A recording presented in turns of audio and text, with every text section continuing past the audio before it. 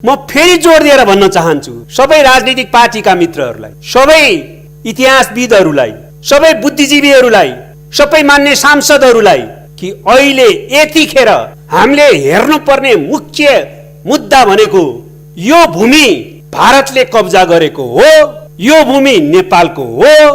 हामीले भनेका छौं कि त्यो भूभाग हाम्रै हो, हामीलाई प्राप्त हुनुपर्छ र त्यो भूभागमा बरेको भारतको सैनिक, प्रहरी, सुरक्षाकर्मीहरू सबै फिर्ता जानुपर्छ। म सबैलाई, देशका सबै राजनीतिक पार्टी र सबै देशभक्त जनतालाई पनि भन्न चाहन्छु, बोल्दा ठिक ढंगले प्रस्तुत हौं, आफैलाई कमजोर पार्ने ढंगले प्रस्तुत हुनु हुँदैन। तथ्य त्यो होइन।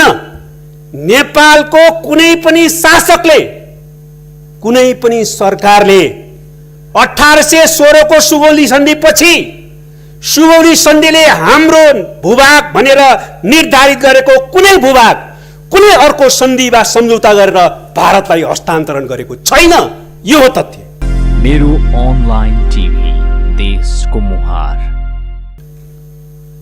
सम्माननीय अध्यक्षज्यू,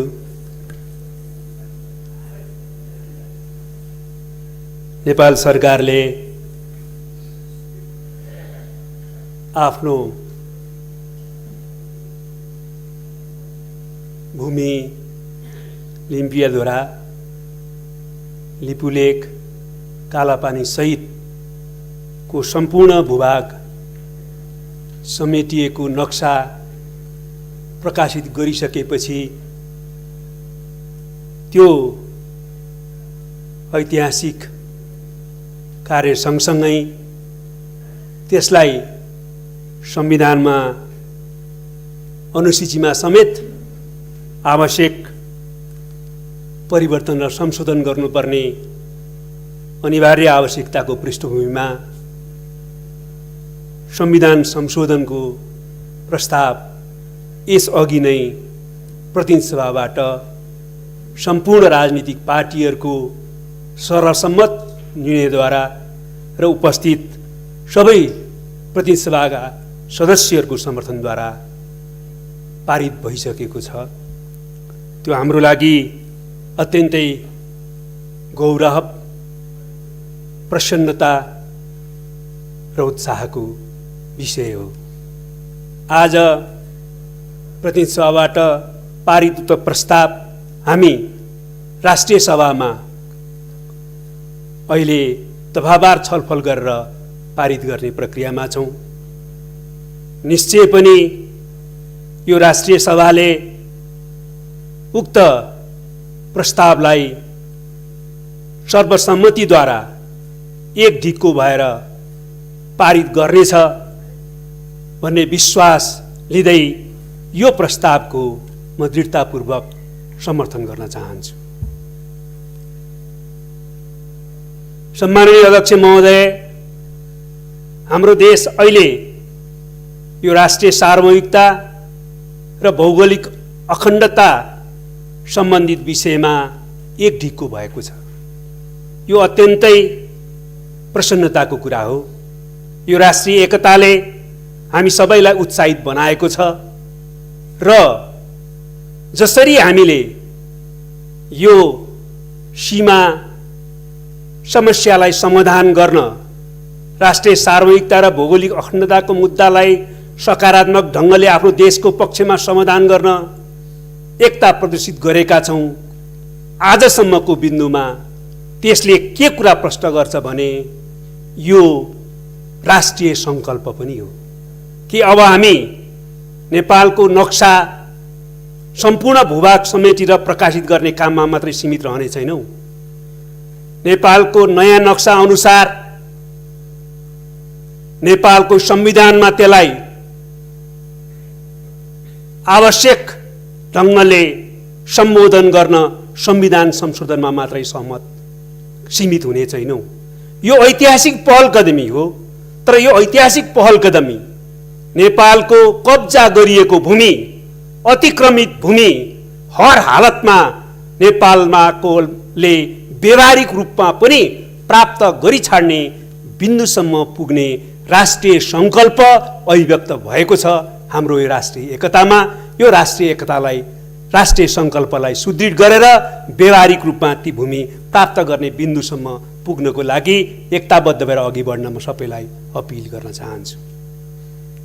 यही सदनमा मैले केही अगाडि पनि यस विषयमा आफ्नो दृष्टिकोण र धारणा राखेको थिएँ। अहिले पनि म एउटा कुरामा जोड दिन चाहन्छु। निश्चय पनि जुन बेलामा भारतले, हाम्रै छिमेकी भारतले नेपालको लिम्पियाधुरा, लिपुलेक र कालापानी लगायतका क्षेत्र कब्जा गर्यो अनधिकृत रूपबाट, तत्कालै हामीले प्रतिवाद गर्ने, तत्कालै हामीले त्यो भूमि प्राप्त गर्नलाई आवश्यक कदम चाल्ने काम किन गर्न सकेनौँ भने प्रश्न उठ्नु र त्यसले पीडाबोध हुनु स्वाभाविक हो। त्यस्तै गरी हामी आफैले प्रकाशित गरेको नक्सामा अहिलेसम्म पनि ती भूमि सामेल गर्न किन सकेनौँ भन्ने बारेमा पनि प्रश्न उठ्नु स्वाभाविकै हो र त्यस कारणले यसले के पनि देखाउँछ भने निश्चित रूपमा हाम्रा इतिहासमा केही कमी कमजोरी भए। तर म फेरि जोड दिएर भन्न चाहन्छु सबै राजनीतिक पार्टीका मित्रहरूलाई,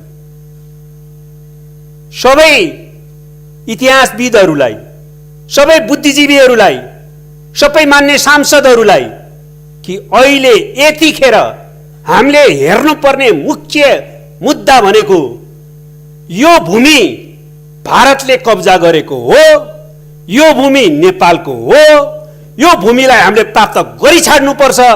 त्यस अनुसार अहिले चालेको कदमहरू ठिक छन्, यो कदमलाई अगाडि बढाएर आफ्नो भूमि प्राप्त गर्ने बिन्दुसम्म जानुपर्छ भन्ने कुरा चाहिँ मा हामी एक ढिक्को छौँ कि छैनौँ, अहिलेको मुख्य कुरा त्यो। त्यसकारण यसमा अहिले हामी एक ढिक्को छौँ। त्यसकारणले म विनम्रतापूर्वक अपिल गर्न चाहन्छु सबैलाई कि यो मुद्दामा हिजो कहाँ कमी कमजोरी कसको भयो भन्ने बारेमा बा राष्ट्रियताका अरू विषयमा पनि कहाँ कति कमी कमजोरी भयो भन्ने बारेमा सन्दर्भवश चर्चा गर्नु एउटा कुरा हो, तर यसैलाई मुद्दा बनाएर अहिले यो मूल मुद्दाबाट ध्यान विकसित गर्ने काम र हामी आफैलाई आरोप प्रत्यारोप गर्ने कामतिर हामी अहिले लाग्नु हुँदैन। अहिले हाम्रो यही राष्ट्रिय एकतालाई कायम गरेर यो मुद्दामा नेपालको आफ्नो जो अभिष्ट छ, आफ्नो अतिक्रमित भूभाग प्राप्त गरी छाड्ने त्यो लक्ष्य पूरा गर्नलाई अभूतपूर्व राष्ट्रिय एकता जो प्रदर्शन भएको छ त्यसलाई अझ सुदृढ गरेर जान जरुरी छ। त्यसको निम्ति म विशेष अनुरोध गर्न चाहन्छु। हो, जसले इतिहासको विभिन्न क्षणहरूमा, कालखण्डहरूमा यो सीमा सम्बन्धी मुद्दा बा अरू त्यसै प्रकारका राष्ट्रियतासँग सम्बन्धित मुद्दाहरूमा कमी कमजोरी गरेको छ, उहाँहरूले नै आत्मालोचना गर्नुभयो भने त्यो स्वागतयोग्य नै हुनेछ। तर यति नै बेला त्यही मुद्दालाई पनि सँगसँगै निर्णयको जस्तो मुद्दा बनाएर आरोप प्रत्यारोप चाहिँ नलागौँ, हामी राष्ट्रिय एकतालाई सुदृढ गर्दै अगाडि बढौँ, म यसमा अपिल गर्न चाहन्छु। तेस्रो कुरा मैले आज फेरि जोड दिन चाहन्छु कि हामीले हाम्रो अतिक्रमित भूमि फिर्ता गर्नुपर्छ भन्दा हामीले ऐतिहासिक तथ्य र प्रमाणको आधारमा भनेका छौँ। म त्यसको बारेमा लामो व्याख्यामा अहिले जान चाहन्न, तर तीनटा मात्रै कुरा काफी छ। एउटा 1816 को सुगौली सन्धिले काली नदीदेखि पश्चिमको भूभाग भारतलाई छोड्ने भनेको छ, अरू होइन। र काली नदी लिम्पियाधुरा बग्ने नदी नै त्यो काली नदी हो, आजको महाकाली नदी हो। त्यसकारणले 1816 को सुगौली सन्धिले महाकाली नदी र त्यस पूर्वका सबै भूभागहरू नेपालको हो भन्ने स्पष्ट गर्दछ। त्यो नै हाम्रो अहिलेको नेपालको भूमि निर्धारित गर्ने सन्धि हो, जसको आधारमा त्यो भूभाग नेपालको भन्ने प्रश्न हुन्छ। दोस्रो कुरा म धेरै अरू व्याख्या गर्न चाहन्न। अस्ति मात्रै नोभेम्बर 1919 मा भारतले जुन नक्सा प्रकाशित गर्यो त्यो नक्सामा काली नदी देखाइएको छ र त्यो काली नदी अहिले उहाँले भन्नुभएको लिपुलेक निरको सानो खोला होइन, त्यो काली नदी लिम्पिया धुराबाट बग्ने नदीलाई काली नदी भनेर देखाइएको छ। र त्यो काली नदी भनेर देखाइसकेपछि उहाँहरूले कब्जा गरेको भूमि त नेपालकै हो भन्ने कुरा पुष्टि हुने उहाँहरू आफैले देखिसकेपछि 7 दिन पछाडि उहाँहरूले नक्सामा काली काट्नुभयो। किन काट्नुभयो? काली त त्यही हो, नदी त त्यही छ, तर नदी देखाएर काली भने नाम भने डिलिट गर्नुभयो। त्यसले के प्रश्न गर्छ भने जतिसुकै यताउता गर्न खोजे पनि सुगौली सन्धिले निर्धारित गरेको काली नदी र त्यसको पूर्वको भाग नेपालको हो।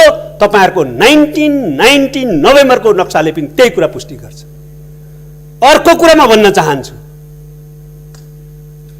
1816 को सुगौली सन्धि पछाडि त्यही सुगौली सन्धिलाई मान्दै केही पूरक सन्धि सम्झौताहरू भएका छन् जसले नेपालको अहिलेको भूमि सीमाना निर्धारित गरेको छ। तर म सबैलाई, देशका सबै राजनीतिक पार्टी र सबै देशभक्त जनतालाई पनि भन्न चाहन्छु, बोल्दा ठिक ढंगले प्रस्तुत हौं, आफैलाई कमजोर पार्ने ढंगले प्रस्तुत हुनु हुँदैन। तथ्य त्यो होइन। नेपालको कुनै पनि शासकले, कुनै पनि सरकारले 1816 को सुगौली सन्धि पछि सुगौली सन्धिले हाम्रो भूभाग भनेर निर्धारित गरेको कुनै भूभाग कुनै अर्को सन्धि वा सम्झौता गरेर भारतलाई हस्तान्तरण गरेको छैन। यो हो तथ्य। यो तीनटाले एकदम प्रश्न पार्छ कि त्यो भूभाग हाम्रो। अरु त्यहाँका लामो कालसम्मको जनताको नागरिकताको प्रश्न, त्यहाँ चुनावमा भाग लिने प्रश्न, जनगणनामा भाग लिने प्रश्न, थुप्रै कुराहरू त छँदैछन्। तर तीन मुख्य कुराहरूले पनि स्पष्ट पार्छ। त्यस आधारमा हामीले भनेका छौं कि त्यो भूभाग हाम्रै हो, हामीलाई प्राप्त हुनुपर्छ र त्यो भूभागमा बरेको भारतको सैनिक, प्रहरी, सुरक्षाकर्मीहरू सबै फिर्ता जानुपर्छ र त्यस प्रकारको क्याम्पहरू त्यहाँबाट बन्द गरिनुपर्छ भन्ने हाम्रो दृढ अडान हो। तर हामी भनिराखेका छौं, त्यति हुँदाहुँदै पनि तपाईहरुले वार्तामा बसेर त्यो कुरा समाधान गर्न तयार पार्नुपर्छ। हामीले बारम्बार भनिराखेका छौं, वार्तामा बसौं, कूटनीतिक संवाद नै यो समस्याको पनि समाधानको एकमात्र बाटो हो भनेर हामीले भनेकै छौं। हामी त्यसमा आतुर छौं र लगातार प्रयत्न गरिराखेका छौं। अघिल्लो अवस्थामा जब यो विवादित भूमि हो भनेर भारतले समेत स्वीकार गर्यो, त्यसलाई समाधान गर्न परराष्ट्र सचिवको स्तरमा एउटा उच्च स्तरीय समिति बनाइयो। त्यो समितिको बैठक गर्न हामीले लगातार भन्यौं, माग गर्यौं, भएन। तर 1919 को नोभेम्बरको वारको नक्सा प्रकाशित गरिसकेपछि हामीले तत्काल जोड दियौं, छिटोभन्दा छिटो वार्ता गरौं भनेर भन्यौं। तर उहाँहरूले वार्तामा ध्यान दिनु भएन। र अहिले पनि हामी भन्छौं, कूटनीतिक संवाद गरौं, वार्ता गरौं, ऐतिहासिक तथ्य र प्रमाणको आधारमा त्यसको फैसला गरौं भनेर हामी भनिराखेका छौं। हामी त्यसको निम्ति तयार छौं। अहिले भारतका थुप्रै पूर्व राजदूतहरू जो नेपालकैमा राजदूत भइसकेकाहरू, विभिन्न कूटनीतिक व्यक्तित्वहरूले पनि, राजनीतिक पार्टीका नेताहरूले पनि भनिराख्नु भएको छ, भारतले नेपालले वार्ता गरौं भन्दा नटेर्नु ठूलो गल्ती हो भनेर भन्नु भएको छ।